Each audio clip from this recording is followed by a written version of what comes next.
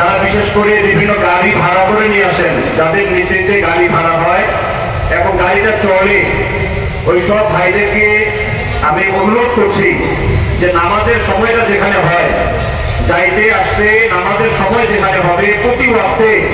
আমার জাকির ভাইদেরকে নামাজ পড়ার সুযোগটা করে দিয়ে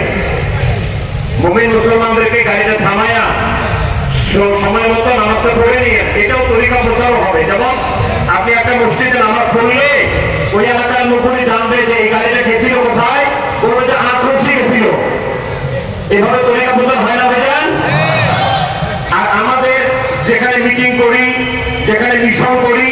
যেখানে জলসা করি, আমরা কাফেলা করি, এইখানে যদি আমরা দায়িত্বে যারা থাকি,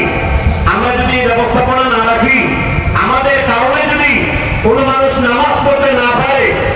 আমাদের অব্যবস্থাপনার জন্য, আমাদের সময় না দেওয়ার জন্য কোনো মানুষ যদি নামাজ পড়তে না পারে, এটা অভাব সব বিষয়ে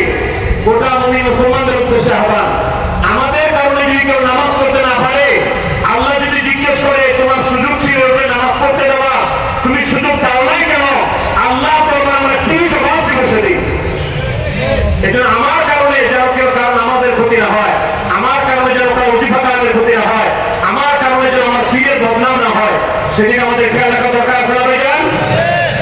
এখন আলোচনা পেশ করবেন